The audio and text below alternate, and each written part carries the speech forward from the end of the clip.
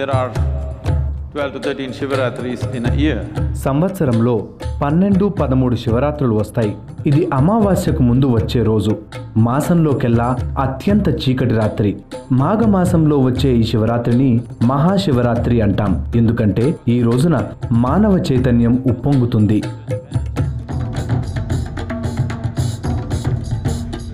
ఈ రోజున ఎవరూ కూడా పడుకోకూడదని యోగా సాంప్రదాయం చెబుతుంది. మీ వెన్నుముక నిటారుగా ఉంచడం ద్వారా ఉప్పొంగే శక్తి మీ పురోగతికి ఉపయోగపడుతుంది.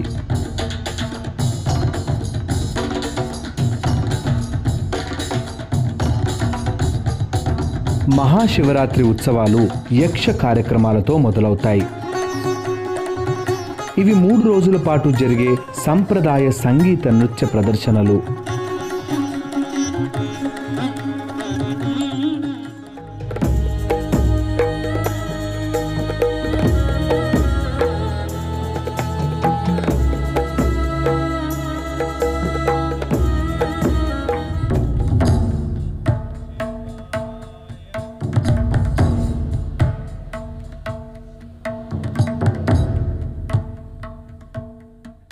ఆదిగురు అనుగ్రహానికి పాత్రులయ్యేందుకు సద్గురు మన కోసం కొన్ని కొత్త అవకాశాలను మొట్టమొదటిసారిగా కల్పించారు.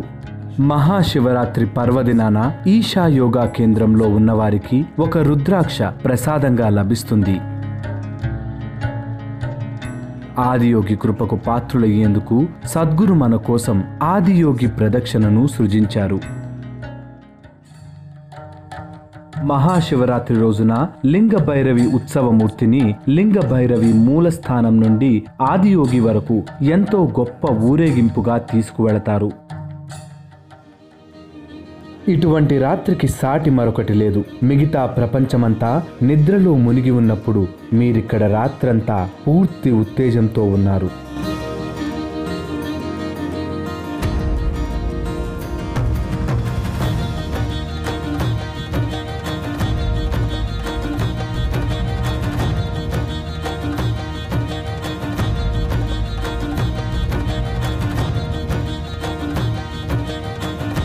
అనుగ్రహం వెల్లివిరిసే రేయి మహాశివరాత్రి ఉత్సవానికి మిమ్మల్ని సాదరంగా ఆహ్వానిస్తున్నాం. ప్రత్యక్ష ప్రసారంలో చూడండి. Dear Sadguru, it is well known that desire is the cause of all sorrows and tension. But being a wife and a mother, being a wife and a mother, I can't get rid of these desires. I seek your valuable advice in this regard. Thank you. Now,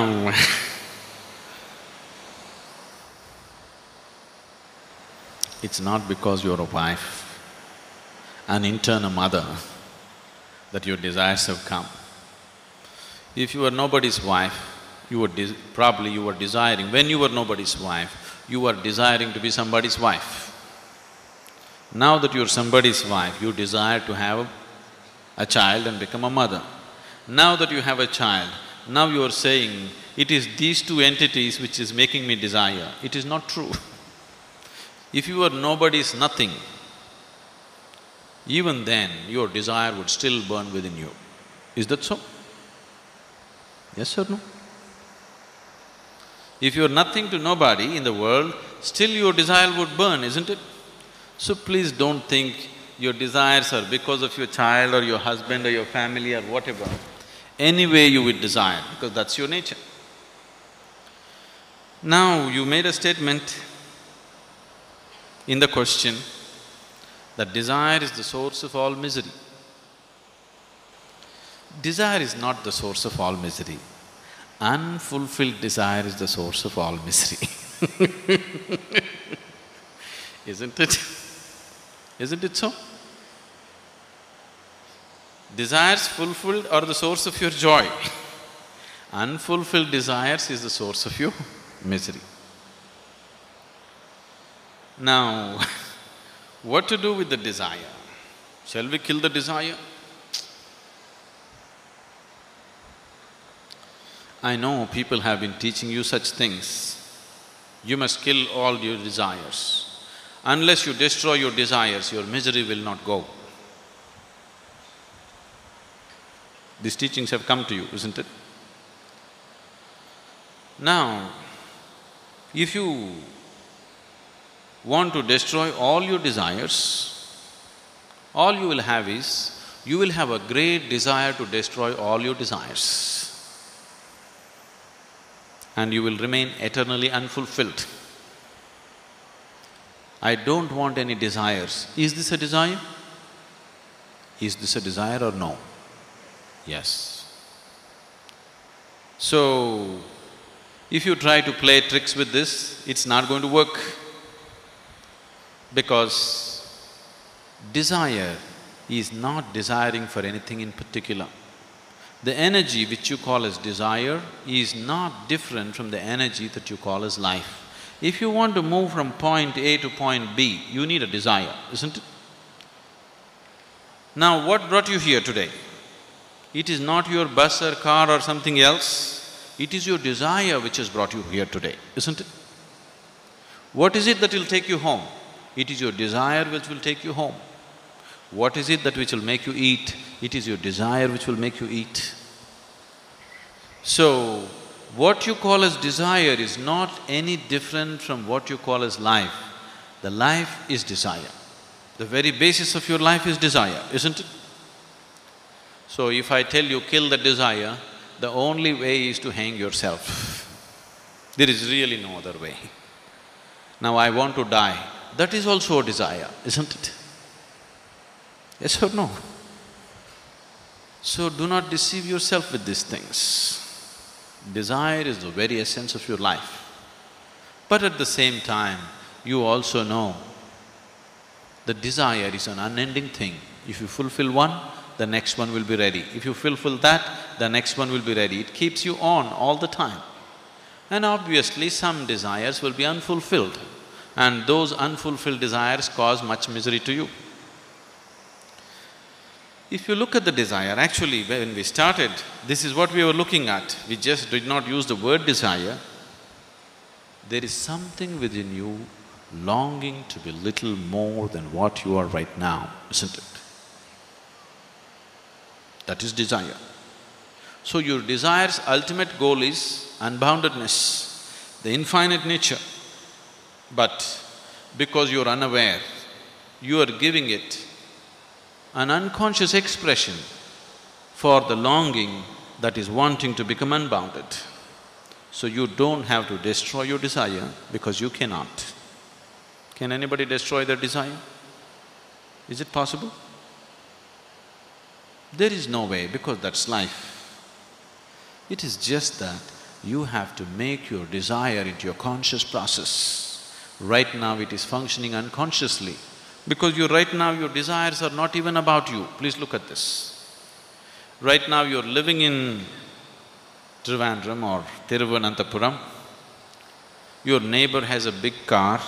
What is your desire? You want to have 2 cars like that. Now you don't know all these cars, you are living in a remote place and your neighbor has 1 big buffalo. What is your desire? You want to have 2 buffaloes like that. So your desire is just a reaction to the social situations in which you're living, isn't it? This is so because this longing to expand is finding unconscious expression. If you make your process of desiring into your conscious process, then desire is no more a problem. Desire is a wonderful vehicle which will take you places. Even if you want to reach the ultimate, you need a desire, isn't it? Yes or no? Anyway, the desire in you is longing for unboundedness, it is longing for unlimitedness, it is longing for the ultimate nature. You just have to bring awareness to it. If you bring awareness to your desiring process, it is a wonderful instrument. If it is finding unconscious expression, then it makes you run like madman. All the time it keeps you running endlessly. So, being a wife, being a mother, it's extremely important. Now that you're a mother, not a small responsibility. You brought another human being into this planet. Now, what kind of human being you produce is a very huge responsibility, isn't it? It is not just about reproduction. What kind of next generation you create is in your hands as a mother, isn't it? Yes? What kind of people are going to live on this planet in the next generation is decided by the mothers of today, isn't it? When such a responsibility you have, you cannot afford to live unconsciously. You must become conscious. Especially the woman must become conscious. It's very, very important. Sadguru, in these current times, we we have witnessed the proliferation of a number of spiritual gurus. As a seeker on this path, how do I recognize my guru? If you happen to set your eyes on one, just one in your life, you're very fortunate. Where did you get to see number of them, I don't know. It is just that anybody who reads 2 chapters of Bhagavad Gita can become a guru. Anybody who knows 1 chapter of Bible can become a guru. Anybody who's read half a book can become a guru. If you're talking about that, that's different. Or anybody who just willing to give you a great hope that I will take care of everything in the world, unfortunately passes off as a guru. We've had too many people like this on the planet, and especially in our country, who have been promising us, don't worry, I am here, everything will be all right. Isn't it so? For all the ages they have been saying it, isn't it? But people have been struggling with their daily life as usual. So many people have been blessing you and blessing you and blessing you, and still in this country, half the people don't have food in their stomach. Still, we don't even know how to live as basic human beings. Isn't it so? So, when you say guru, you're referring to a whole band of circus as gurus. All kinds of people who offer solace. People who offer solace, at the most you can call them as saints. They have a certain pleasantness about them. They're pleasant human beings. They are much more pleasant than ordinary human beings on the street, and they have good intentions. Good intentions and pleasant nature does not make you a guru. Maybe we can call this person a holy person, a saintly person, something like this. A guru need not necessarily be pleasant. See, I am not. Need not necessarily be pleasant because it is not his intention to be sweet to you. His intention is to awaken you, not to put you to sleep. If I am very sweet to you, you'll feel happy and fall asleep. A guru is somebody who disturbs the fundamental aspects in you. All kinds of conclusions that you have drawn, he disturbs everything in you. He doesn't allow you to sleep. He is not a solace peddler. He is somebody who is there to assist you towards your liberation. Now, solace is once again an effort to survive in the planet, isn't it? Yes? Psychological solace is just your psychological survival here, isn't it? If survival is all you're seeking, you should not look for a guru. You should look for solace peddling people. You look for a guru only when you're willing to awaken yourself, when you're willing to transform yourself, when you're willing to drop your limitations and go into other dimensions of life. If such longing has not come yet, do not bother about gurus. You settle yourself somewhere. go to a cinema, eat some good food, take a walk in the beach, it'll help. Now, how do I recognize my guru? You don't look for your guru, okay? You just deepen the longing in you. When you know the pain, when you know the true pain of not knowing, when you know the pain of ignorance, then a guru will happen. You don't have to look. Even if I see him, how do I recognize him? If you sit with him, everything in you should feel threatened. You want to run away, but there is something in you which keeps on pulling you towards him. You don't want to be there, but there is something in you keeps drawing you in his direction. We can assume that this is your guru. If you don't feel threatened by him, if you feel very comfortable with him, then he is not your guru, maybe he is your friend. Maybe he is a good man, maybe you should seek his blessings, but he is not your guru.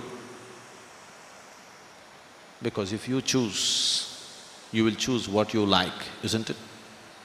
Yes? If you choose, what will you choose? You will choose what you like. What is it that you always like? That which supports your ego, you like. That which punctures your ego, you don't like. Anybody who supports your ego is your friend, isn't it so? Anybody who tampers with your ego is your enemy, isn't it so? So, if your guru also is one more who supports your ego, this is a no good guru. If you sit with him, you should feel threatened. But still, if you are drawn towards him, he's your guru. Guruji, what is destiny and fate? What is destiny and fate? The sum total of all the impressions that you have taken in creates certain tendencies within you. Everything that has gone into you through five sense organs is recorded inside. An amalgamation of all these impressions that you have taken in the form of life starts creating their own tendencies. These tendencies tend to take you this way or that way. It takes different people in different directions. But if you are willing to make your life process conscious, then there is no destiny for you. Destiny is 100% your creation. Even now it is so. It is just that you are creating it unconsciously. But you can also create it consciously to an extent that the very way you live, the very way you die will be by choice. The very womb that you choose will be by choice. You can take your destiny to your hands to that extent. The moment you say, I am on the spiritual path, what it means is that I have taken my destiny into my hands. Whatever my karma says, whatever my society says, whatever my parents were, that's not the point. I am going towards liberation and that's all. That means you've taken your destiny into your hands, isn't it? Yes? The moment you say, I am on the spiritual path, you have taken your destiny into your hands. And you should. Once you are born as human being, you should not live. You should not become who you are because of the situations in which you live. You must make the situations happen. Just being influenced by situations is animal nature. Human nature means he creates his situations, isn't it? So, if you're allowing your life to happen to you helplessly, you are ruled by destinies. Destinies are just an accumulated impressions within you which are creating certain direction to your life. But if you become conscious, you can create a conscious direction to your life.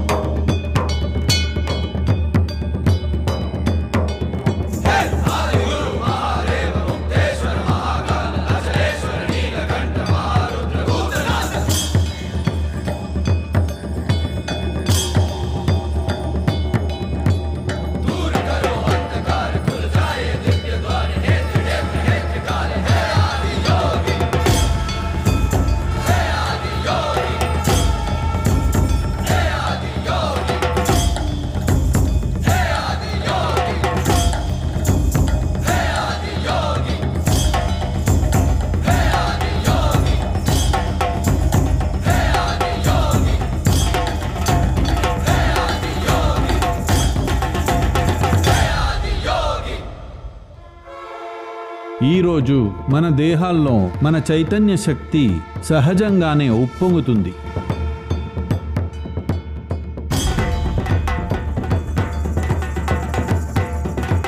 ఇది కేవలం జాగరణ రాత్రియే కాక మీ చైతన్యాన్ని జాగృతం చేసుకునే రాత్రి కావాలి.